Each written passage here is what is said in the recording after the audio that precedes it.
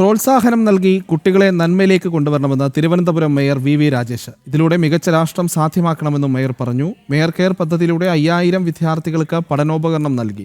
മികച്ച പിന്തുണയാണ് mayor കെയറിന് ലഭിച്ചതെന്നും V Rajesh പറഞ്ഞു. തിരുവനന്തപുരം കോർപ്പറേഷൻ ഭരണസമിതി കുഞ്ഞുങ്ങളെക്കുറിച്ച് ചർച്ച ചെയ്തപ്പോഴേക്കും ഞങ്ങൾ വളരെ ഗൗരവമായിട്ട് ഈ ആശയങ്ങളൊക്കെ ചർച്ച ചെയ്തു. അതിൻ്റെ അടിസ്ഥാനത്തിൽ ഗവൺമെൻറ് സ്കൂളിൽ പഠിക്കുന്ന കുട്ടികളുടെ സാധ്യതകളും അവിടെ ഉണ്ടാകുന്ന പ്രായോഗിക പ്രശ്നങ്ങളും ഒക്കെ തന്നെ ഞങ്ങൾ നേരിട്ടറിഞ്ഞവരാണ് ഈ കോർപ്പറേഷനിലുള്ള ഒരുപാട് കൗൺസിലർമാർ. ഞങ്ങളൊരു കാര്യം തീരുമാനിച്ചു. തുടക്കമെന്നുള്ള നിലയ്ക്ക് കുട്ടികളുടെ കാര്യത്തിൽ സജീവമായൊരു ഇടപെടൽ വേണം. അതിൻ്റെ അടിസ്ഥാനത്തിൽ തിരുവനന്തപുരം കോർപ്പറേഷനിലെ ഗവൺമെൻറ് സ്കൂളുകളിൽ നിന്നും എയ്ഡഡ് സ്കൂളുകളിൽ നിന്നുമായി വിദ്യാഭ്യാസ വകുപ്പ് തന്ന ലിസ്റ്റ് അനുസരിച്ച് 5000 കുട്ടികൾക്ക് ഇത്തവണ ഞങ്ങൾ സ്റ്റഡി മെറ്റീരിയൽസ് കൊടുത്തു.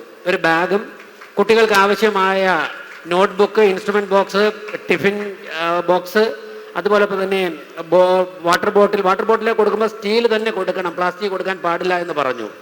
ഈ പരിപാടി മേയർ കെയർ എന്നുള്ള നിലയ്ക്ക് അനൗൺസ് ചെയ്തപ്പോഴേക്കും 1.5 ദിവസം കൊണ്ട് 5000 ആണ് ഞങ്ങൾ പ്രതീക്ഷിച്ചെങ്കിൽ 5000-ത്തിലപ്പുറം ബാഗുകൾ, കിറ്റുകൾ തരാൻ വേണ്ടി സമൂഹം തയ്യാറായി എന്നുള്ളതാണ് ഇതിലേറ്റവും സന്തോഷകരമായ കാര്യം.